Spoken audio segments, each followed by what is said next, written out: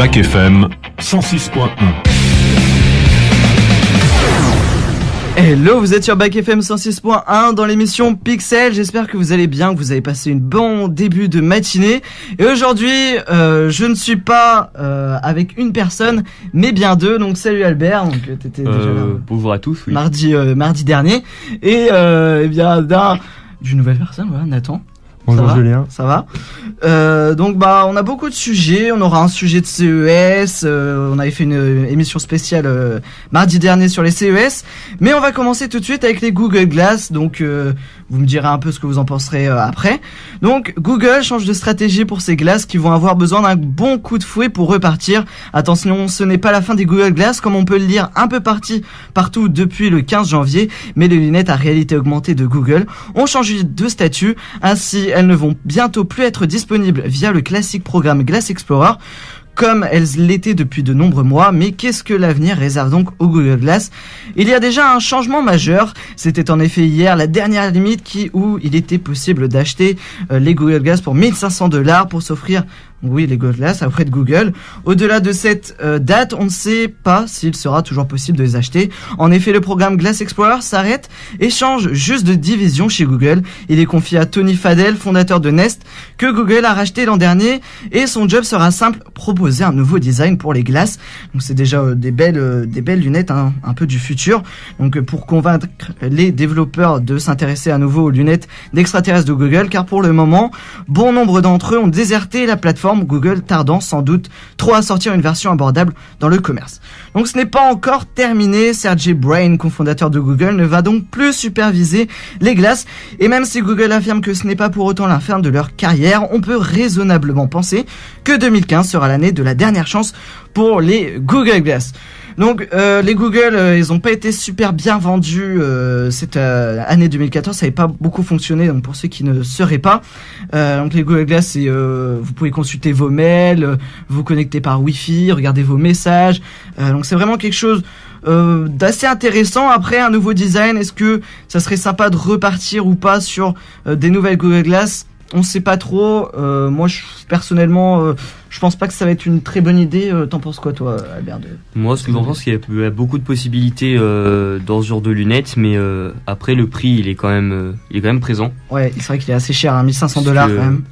Tout le monde pourrait les acheter, ça pourrait servir à tout le monde, mais $1 500 à sortir pour des lunettes, je pense que c'est pas souhaité pour tout le monde. Ouais, tu penses que c'est un problème de prix, c'est ça? Ouais. Je pense que c'est plus un problème de prix, sinon ça serait beaucoup plus vendu. Ok. Et toi, t'en penses quoi, Nathan, de ces Google Glass? Moi, je pense que ça fait rêver, honnêtement. Enfin, ouais, c'est vrai. C'est un gadget futuriste, mais l'état de projet peut-être plus tard. Pour l'instant, le prix. Le prix. Pour consulter ses messages, ses mails, ce qu'on peut faire sur son téléphone. Ouais, c'est peut-être un peu cher. Ça vaut pas encore le coup. Ouais, ça vaut pas un peu le coup. Je pense que c'était un gros problème pour ces Google Glass. On verra peut-être cette année s'ils vont peut-être baisser les prix. Moi perso, s'ils baissent les prix, c'est-à-dire là $1 500, ça fait environ 700 €, 800 €, ouais, par là. Ouais. 1100. Ouais, 1000 €, ouais, plutôt 1000 €. Donc faudrait quand même baisser un peu le prix, hein, j'ai envie de dire. Donc on se retrouve tout de suite pour le prochain sujet, la tétine connectée. Donc je vous dis à tout de suite sur une musique de Tristam, I Remember. À tout de suite.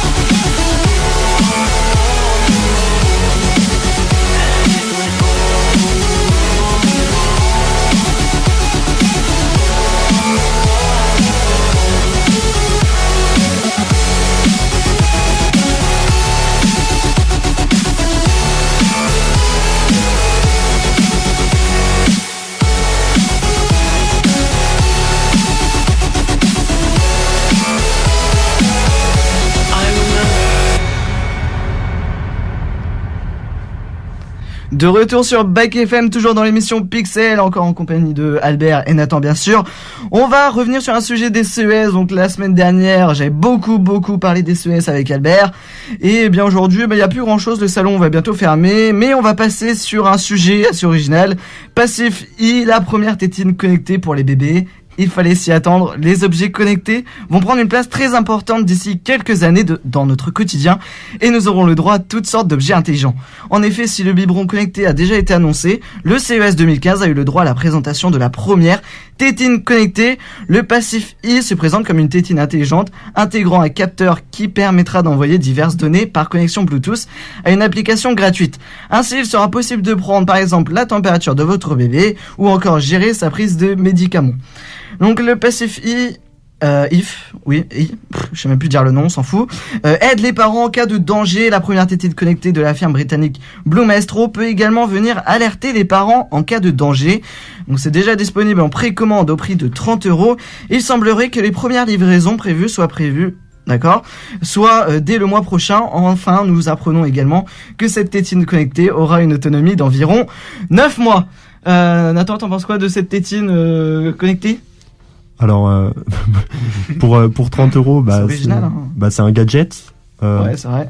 Après, étant encore assez loin d'être parent, je connais pas les difficultés de prendre la température et gérer la consommation de médicaments de son enfant. Ouais. Mais pour un prix peu élevé, ça me paraît raisonnable. Ouais, ça pourrait vraiment être quelque chose d'intéressant pour les parents. Et toi, t'en penses quoi, Albert ? Moi, j'en pense que c'est quand même une bonne idée pour les jeunes parents. Ça enlève une charge de penser à tout, prendre leur température, donner leurs médicaments. C'est quand même une grosse charge de réfléchir à tout ça. Donc pour un prix assez raisonnable, je pense que c'est un gadget que tout le monde peut s'offrir. Ouais. Surtout pour son bébé, quoi. Ouais, et puis il y en aura beaucoup dans le futur des gadgets, donc vraiment quelque chose assez équipé, ça peut vraiment être sympa. On va changer tout de suite donc d'univers avec Hyperloop.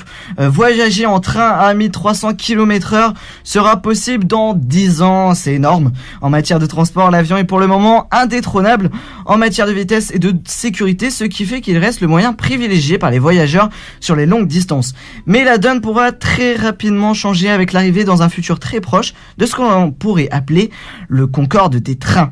Le projet Hyperloop, imaginé par un milliardaire américain, pourrait en effet vous faire voyager à la vitesse folle de 1300 km/h.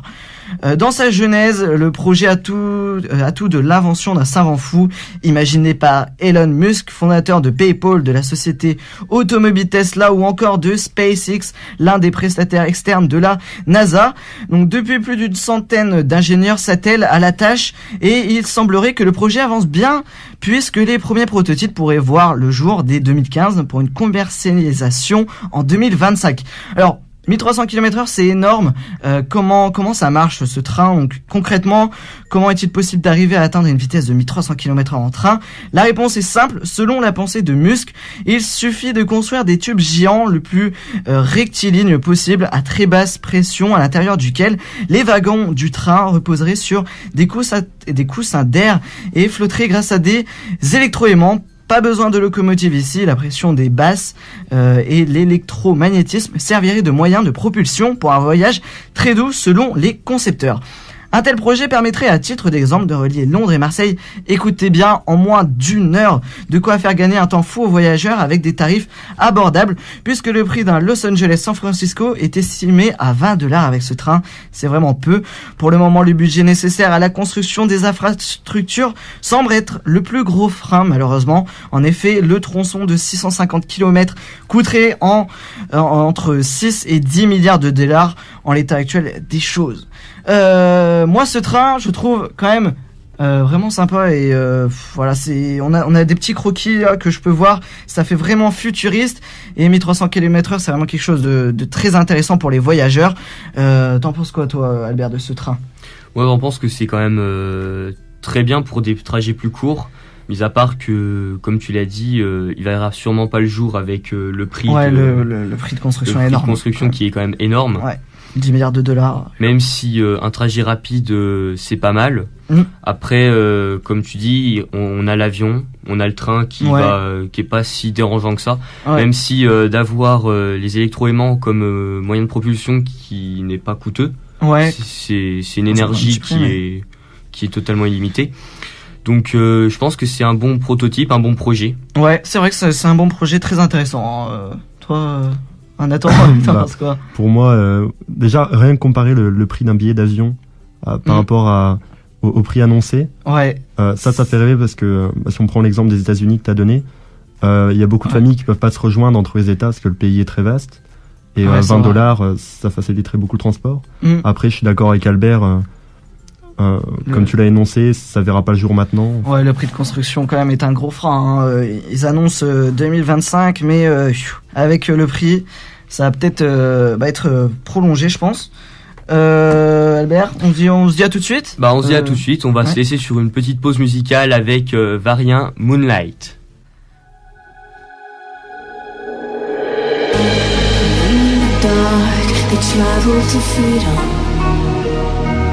Broken and worn, but they will keep on in the moonlight, the moonlight. The pressure is on, the cold of the season makes it hard to feel, but they persevere for the end game, the end game. I can only wish that one day we'll find the one to keep. The journey is an endless one to the same love, the same love.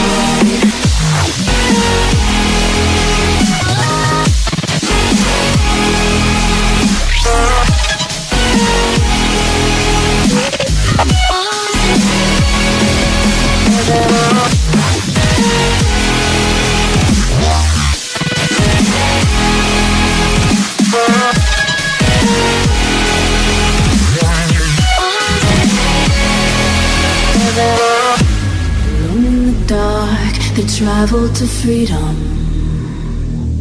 broken and worn, but they once kept on in the moonlight, the moonlight. one day we'll find the one to keep. The journey is an endless one to the same love, the same love.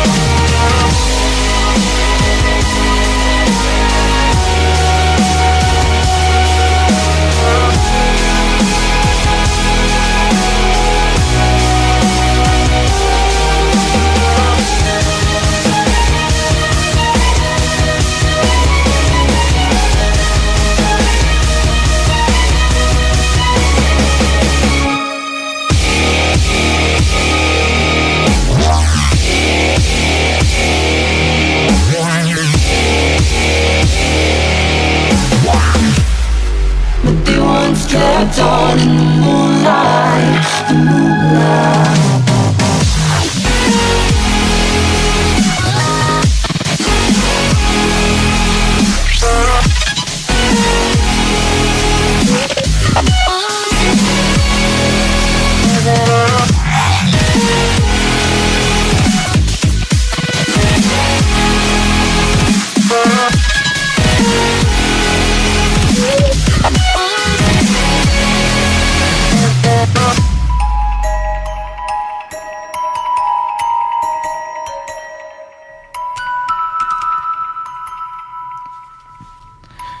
De retour sur Back FM, toujours dans l'émission Pixel. On va revenir sur les CES. Un micro-ordinateur de la taille d'un bouton. Bon, c'est vraiment petit. Brian Krasny, je sais pas si ça se prononce comme ça, mais ça doit être ça, oui. Donc son PDG a en effet présenté Curie, un module de la forme d'un bouton de 18 mm de diamètre, donc c'est vraiment petit.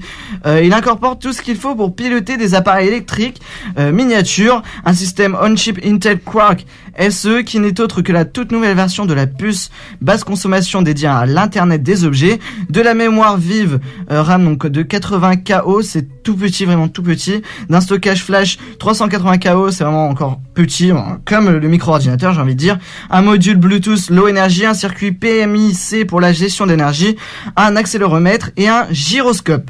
Donc le Curie d'Intel équipera des objets connectés. Intel vante une consommation d'énergie très faible, indiquant qu'un module Curie peut être alimenté par une pile bouton, idéale pour des objets connectés allumés en permanence, tels que les bracelets et les montres par exemple.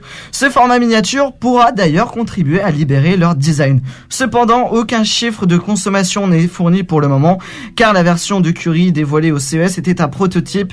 Intel promet toutefois de lancer un produit fini dans le cours de dans le deuxième semestre 2015. Des kits logiciels spécifiques sont mis à disposition des développeurs pour tirer parti des fonctionnalités de Curie. Alors ce Curie, ce petit Curie, c'est une phase vraiment de préparation, hein. On n'en passe pas grand chose. Merci Albert. Et Nathan, qu'est-ce que t'en penses de Curie? D'accord. Moi, ce micro-ordinateur. C'est quelque chose. C'est encore à l'état de concept, donc c'est difficile d'imaginer quelle utilisation on va pouvoir en faire. Ouais, et, c'est vrai que donc voilà. C'est vrai que c'est petit encore. Il y a pas grand-chose. Est-ce que le but c'est d'en faire des ordinateurs, enfin des unités centrales à part entière? C'est à voir vraiment dans un lointain. Après, pour faire marcher des petits objets robotiques. Des montres, c'est vrai, des petits trucs comme ça. Mais pour l'instant, je vois pas la révolution que ça impose. Ouais. Et moi, Nathan, je suis d'accord avec toi parce que une mémoire vive de 80 KO, c'est rien. Ouais, c'est vrai que c'est tout petit encore, hein, clairement. Tout petit, sur un stockage flash de 384 KO aussi, c'est pas énorme. Même si on peut créer des designs beaucoup plus fins avec, ça restera quelque chose vraiment pour des petits objets. Comme une montre avec des mécanismes à l'intérieur ou autre, mais je pense que ça verra jamais le jour comme un ordinateur tout petit, et même si ça voit le jour, comme on me l'a dit, ça sera facile à perdre, hein, ouais, c'est vrai. C'est vraiment et perdre un ordinateur à 800 €, voilà, on va le perdre. En bus, on est un petit peu déçus. Ouais, c'est vrai. Ouais, bon, bah, on verra plus tard. Hein. Peut-être qu'on en parlera dans je sais pas combien d'années, hein, mais on verra. On verra ça. Ouais, voilà. Donc, bah, on va finir sur les 2 anecdotes que j'ai trouvées, qui étaient assez marrantes. Donc, par exemple, un livreur de pizza reçoit 10 084 $ exactement de pourboire. C'est énorme. Donc, un livreur de pizza a reçu un pourboire de 2000. Donc, on les a perdus à côté de moi. Donc, pour une pizza de la part d'un groupe d'agents immobiliers réunis à... Voilà, donc les anecdotes. Donc le livreur identifié seulement comme Rob était éberlué. J'ai seulement livré de la pizza, dit-il dans une vidéo. Les agents de la compagnie immobilière Keller Williams Realty, réunis pour le congrès régional de la société, se sont cotisés pour le livreur. Stacy McV a expliqué qu'ils voulaient montrer leur appréciation à un travailleur du secteur du service. En plus de l'argent, Rob a reçu une carte cadeau Visa, des billets de loterie et des lettres d'encouragement. Brian Lefebvre, gérant de la livraison chez Pizza House, a affirmé que l'employé chanceux était enchanté, disant qu'il s'agissait d'une bonne journée de travail pour seulement une pizza. C'est vrai que on aimerait avoir ça en tant que livreur de pizza. Dernière anecdote, donc le golf d'Obama perturbe un mariage de soldats à Hawaï. Et oui, la passion du président américain Barack Obama pour le golf a perturbé l'organisation d'un mariage d'un couple de militaires américains à Hawaï qui ont dû changer de lieu de célébration à la dernière minute. Les capitaines Nathalie Emel et Edward Malu avaient tout préparé pour échanger leur consentement dimanche sur le green de Caneo Clippers, situé sur une base des marines, donc apprenant qu'Obama devait frapper la petite balle au moment même où ils échangeraient leurs vœux, les futurs mariés ont changé le lieu de la cérémonie qui s'est finalement tenue sur une bucolique pelouse de la résidence d'un commandement de la base avec vue sur le Pacifique. Les jeunes mariés ont ensuite reçu un coup de fil d'Obama, également chef des armées, qui les a félicités et s'est excusé pour la gêne occasionnée. Obama vient d'appeler en personne ma sœur et son nouveau mari pour s'excuser d'avoir perturbé leur cérémonie au golf. C'est incroyable, a raconté la sœur de Nathalie Emel sur Twitter. Le coup de fil les a totalement comblés, a rapporté l'ami de la mariée. Obama était en vacances pour 9 jours à Hawaï, son état natal où il a déjà joué au golf 6 fois. Donc cette petite anecdote, c'est assez drôle hein, quand même de voir ça. Hein. Plutôt sur la première, j'ai une pensée pour tous les livreurs de pizza qui reçoivent 2 € de pourboire au lieu des 2000. Ouais, c'est vrai que c'est assez... Ouais, mais après, moi je trouve que c'est un geste excessif quand même. Ah, c'est vrai que... Non, mais c'est marrant. Ça reste marrant quand même. C'est vrai que c'est marrant, mais c'est énorme aussi. Hein. 2000 $, ça reste quand même assez, quand on a les moyens. Assez gros. Hein. Après, quand on regarde, il a pas eu que 2000 $. Ouais, il a ticket loterie. Ouais, carte de cadeau Visa. Peut-être qu'il a gagné. Ouais, peut-être qu'il a gagné. Et moi, je suis très content parce qu'il peut s'acheter les Google Glass, du coup. Ouais. Donc, c'est vrai, il peut se les acheter. Aussi, le futur micro-ordinateur, on verra hein, s'il l'a acheté ou on verra pas du tout. Voilà. Non, on le verra pas. Ouais, on le verra pas plutôt. Et il fait bien ce qu'il veut. Hein. Ouais, aussi, il fait ce qu'il veut. On va se laisser, bien, sur l'émission Pixel. Merci les gars d'avoir participé. Hein. Merci à toi. Merci de nous avoir invités. Ouais, c'était sympa. Hein. Donc, on va se laisser sur une musique de Nightcore, Bullet Train. Bonne fin de journée, à mardi prochain. Like a bullet train.